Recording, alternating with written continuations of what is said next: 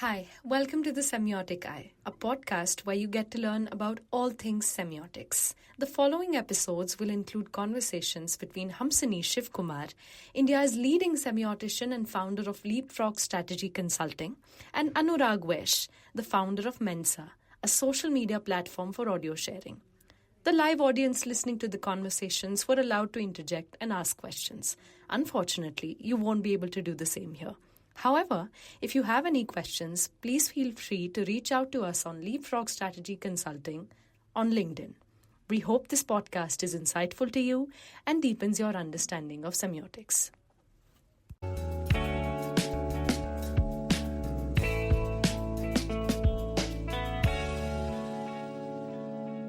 Okay, so today I thought I'll talk about, good and bad interpretation. And I'll take up the topic of interpretation because interpretation is central and given for meaning making.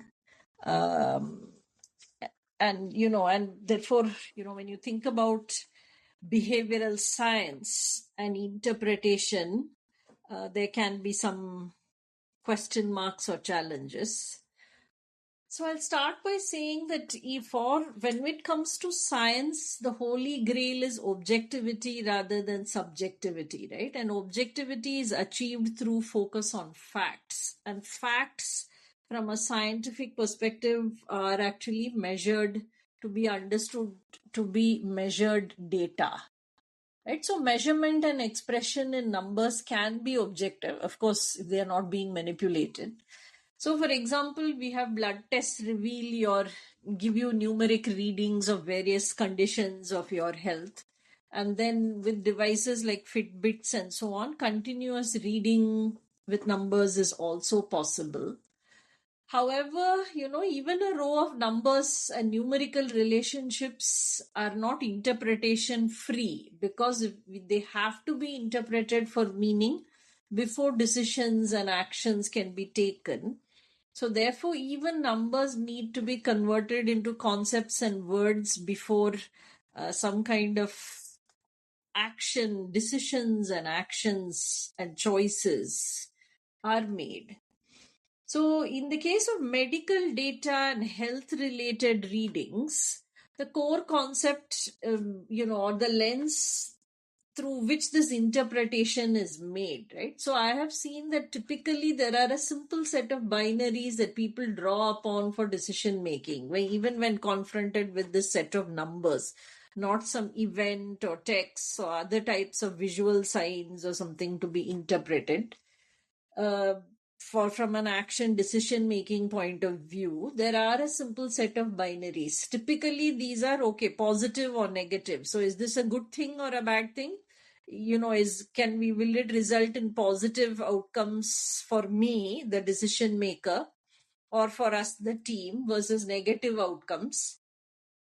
Related to that, if I have to take action, then I will think about, the next level of interpretation, once I decide whether it's good and positive, then is it easy or difficult to action, and also the certainty, uncertainty, therefore what is the risk level attached to my choice, action, etc., which actually becomes a next layer of decision of interpretation once you've figured out whether it's a good thing or a bad thing, whether it's a positive or a negative. Now, in the case of medical data and health related readings, there's a slightly different concept comes in, which is the normal versus abnormal, right? And the normal is calculated empirically by looking at readings among the population, calculating averages, means, medians, whatever, modal values, creating distributions, statistical distributions, etc. And then that said reading of one person is compared with this normal, and then problems are identified, right? So, and therefore, in the case of medical data, interpretation is quite standardized to a single criterion of normal, abnormal. And, and that therefore is that said reading a negative deviance by being too high or too low relative to the mean, and then actions are recommended thereafter. However, apart from this case of medical health data, all other data and numbers are actually subject to interpretation, which then comes down to perspective, right? So differences in perception, in interpretation can arise for many, many reasons, but one of the dominant reasons is the difference in perspective or worldview, or we might say the lens through which you are observing and looking at the signs or even the numbers. Because for instance, even in business, of course, more profitability is always, can be believed to be always a good thing, but then too much profitability where people's interests are not taken into account, and where you are basically underpaying staff and evading tax, and therefore, yes, on the face of it, numbers, high profit numbers could be a very good thing. But, depending upon who is looking at that, if it's the tax man who's looking at it, will see, okay, did you get it by tax evasion? If I am a social justice oriented person, looking at fighting the battle on behalf of workers, then I will look at the same rising profit graph differently. I would say, oh, okay, you're actually doing it by not paying your people adequately, and so therefore actually your the rising profit graph is a bad thing. It is not a good thing. So in almost all other cases except this health case, it's quite difficult to reduce the lens into a single lens and put single criteria and then for decision making. Otherwise, that interpretation aspect is always going to be there. And interpretation by definition is subjective, right? It can never be objective. So, and we cannot get away from the need for interpretation in everyday life. So interpretation is necessary in order to have an opinion, to label an experience as positive or negative, good or bad, right or wrong. And then, also to move forward into saying, should I do something about it? Should I not do something about it? Should I let it drop? So it is a necessity, and we can never get away from the need for interpretation in everyday life. Even if the holy grail of science is somehow that everything in our life is based on numbers and there is total objectivity and fact-based thinking, and we minimize the role of subjectivity and interpretation, that even that minimization is subject to conditions. So therefore, as semioticians, given that we give importance to meaning making, and we practice the art and skill of interpretation when we read signs and we identify codes in texts and all that, therefore we have to perforce think about the question of what is a good interpretation or a bad interpretation. And I'm using the terms here good and bad, not in a moral sense, but in referring to the quality of interpretation. So what is high or good quality interpretation versus low or poor quality of interpretation? And this, of course, given my starting point, that there is no such thing as absolutely good quality and absolutely poor quality. Because the quality of interpretation is linked to the goal or purpose of the interpretation and how it will be used by the decision maker. But given that, or we identify what is the goal or purpose of the interpretation and how it will be used, once we know that, I like to think about this in terms of the evidence available and evidence-based reasoning. So actually, I make a core distinction between speculation and evidence. So when presented with a sign or a set of signs or a full text to be read and interpreted, the question for me is our interpretation highly speculative? That means it's a kind of flight of fancy, or it's entirely based on some individual creative imagination, or are there multiple points of evidence to support your interpretation, either within the text itself or outside the text in culture? So I'm going to move to a very specific, meaning to illustrate all this with an example. and an example from marketing. So let's take a simple case of brand logo, right? Brand logo is the brand symbol that people see and recognize, and therefore, think of the brand. So here we have brand Pepsi has just recently changed their logo design, right? So they have made the circle in which earlier Pepsi used to be written outside the circle. So they have made that visual mnemonic of that circle. They have made it bolder and simpler. And while retaining the circular shape and the blue, white, and red colors, they have changed some aspects of the internal shapes, and then they've also placed the brand name within the circle, which is not how they did it earlier. For a long time, almost 15 years, their logo and identity had the Pepsi name outside the circle. So the circle was used as a visual mnemonic within this brand logo and identity. Now, various people have been commenting on this new change of logo design. And, so I've been looking through it, and I will say that the commentary on the logo, based on quote unquote expert interpretation, has actually varied significantly. And I will, depending upon the lens through which the interpreter is looking at the logo, right? So there is one interpretation by Alex Gordon, who is the CEO of Science Salad. He is a very experienced semiotician. So his lens is that of the logo is actually a brand logo is a symbol in culture. And therefore he provides a cultural interpretation of this new logo. So he has seen a visual similarity of the new circle to the vinyl record. In the shape, he has seen it like that, where he has drawn an analogy or a similarity, visual similarity. So using Persian terminology, visual iconicity of this new circle to the vinyl record. And his cultural interpretation starts from there. So because it is a vinyl record, he sees it as an analog reference in a world that has now turned totally digital. And also it is the three colors are the colors of the American flag. So the blue, red, and white are the colors of the American flag. And therefore he interprets this logo as evoking a time in the 1960s and 70s when America dominated the world. So as PepsiCo, like Coca-Cola, are ambassadors of American culture all around the world, or even the face of American culture around the world, its soft power in popular culture, etc.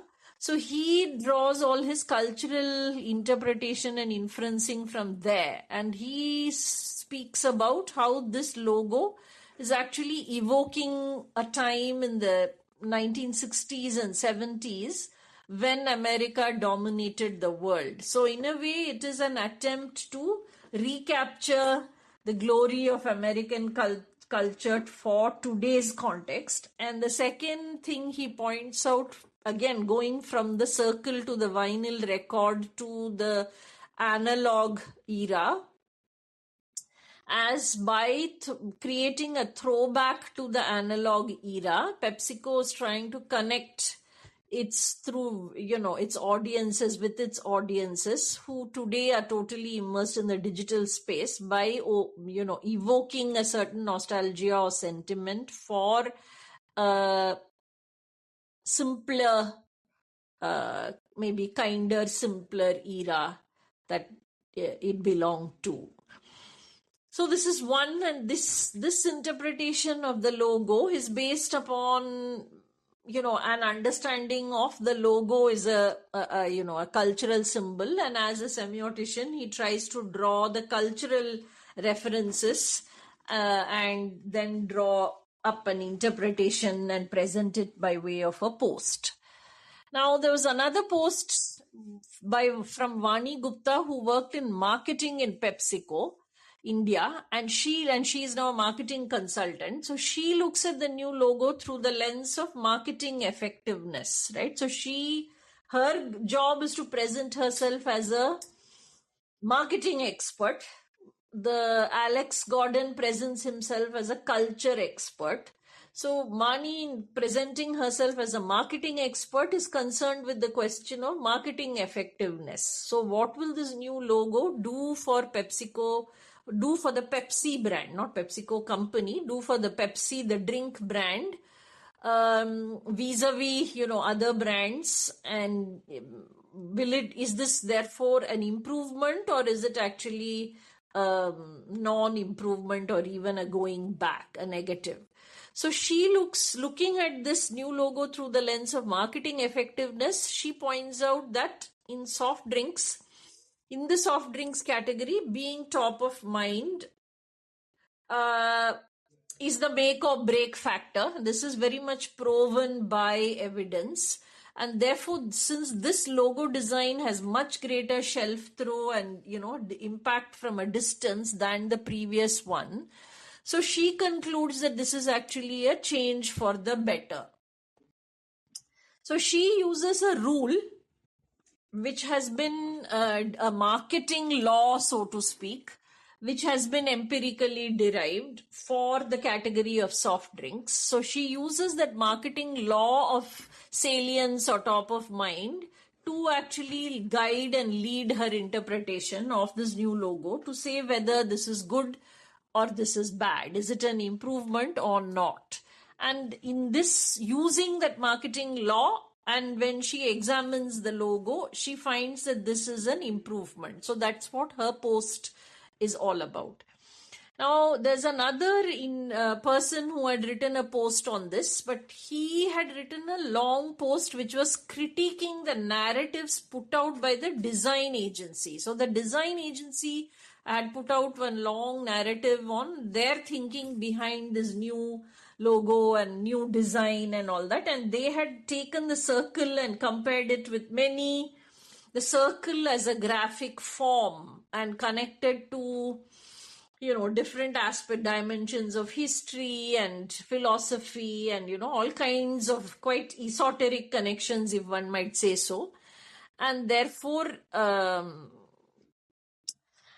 he sort of says that now this design agency that narrative is too much hot air and overthinking it and over imaginative, and they are basically creating a very complex narrative for a simple change.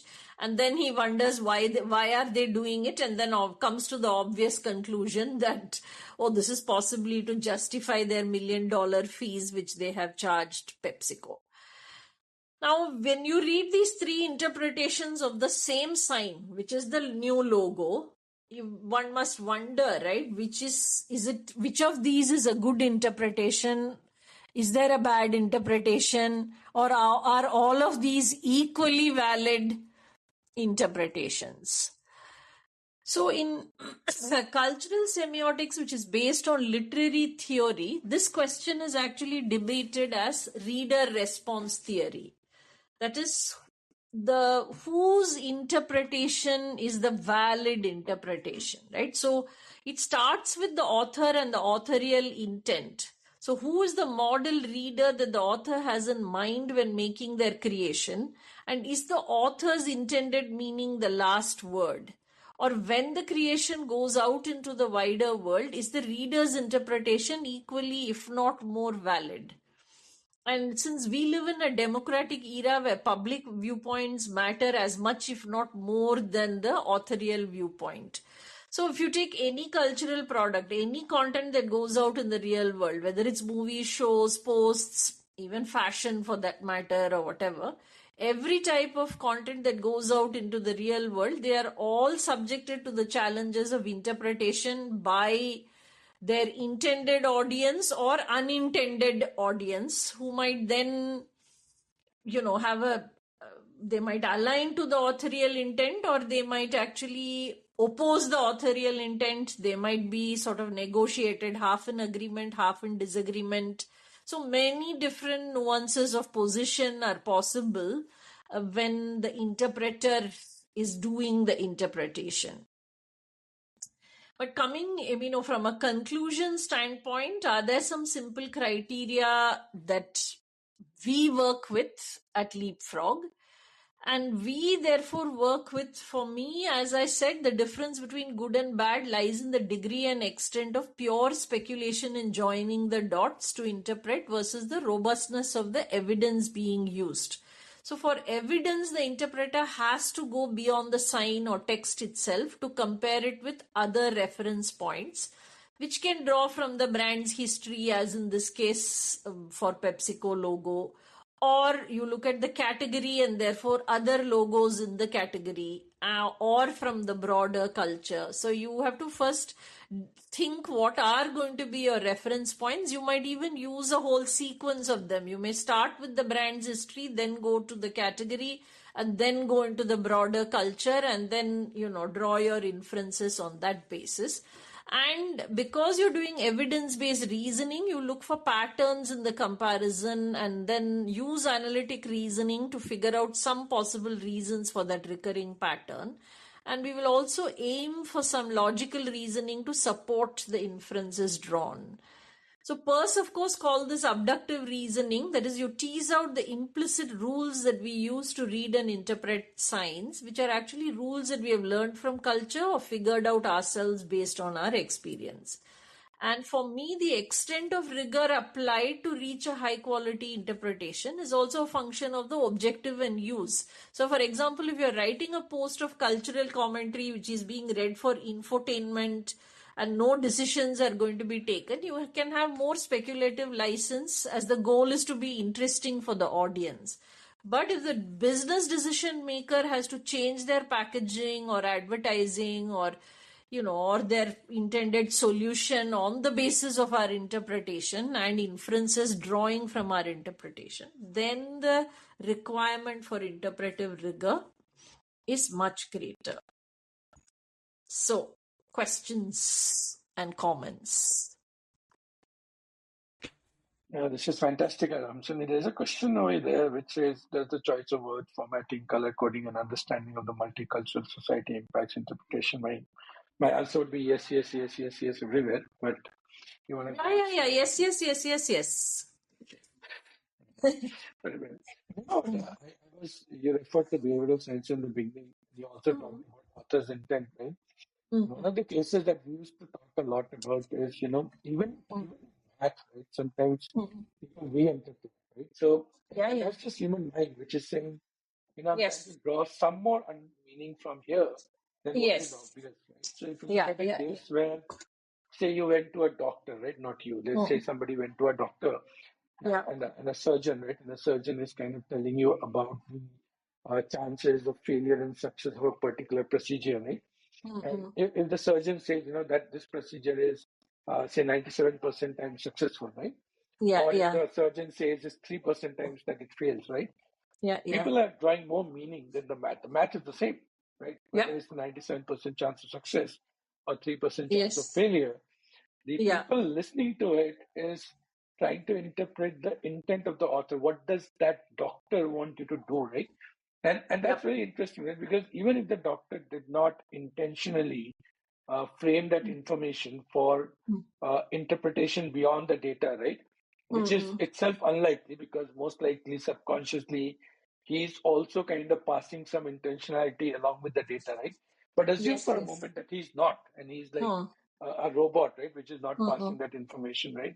Even then, people would take that information and process it positively, negatively, depending on how that information is provided. Right? So and how they read numbers as well, right? Like, do I read 3% means, well, it's 3%, and if I am the one who has on whom this procedure fails, I might be only one of 3%, but I am dead, right? Or something really bad happens to me. I have to live with that.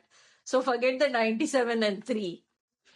Exactly. From a statistical point of view. So I am reading, hearing 3 and thinking, but I could be one of the 3% and then my life is screwed. So actually, I'm not sure I want to take that risk at all. So it's not about the 97% safety. It's about the 3% risk. And that's where the interpretation is, right? Saying, somebody could look at 3% and say, oh, such a small number, right? That means I'll be successful. Somebody might say, no, why should I be part of that 3%, right? But Yes. I'm only giving you a part of that conversation. If you go and really have this conversation, and there are so many other cues that the physician is probably passing to you, which are subconsciously intentional, even if consciously is not intentional. Yes. Fantastic session, Hamsini, with this 27. Thanks so much. I think we will continue this conversation in the next session too, because there's so much to be discussed and so many possibilities. So I think I'm going to continue with this topic for next Monday as well. Absolutely. Becoming a big favorite. I love Great. listening to this conversation, Hamsini. See you next week. Okay. Bye. Yeah. Bye. Bye. Thank you for listening to The Semiotic Eye. Please stay tuned for more episodes of this podcast. And if you want to learn more about semiotics, please go to our website leapfrogstrategy.com and access our learning center to start your semiotic journey. Bye.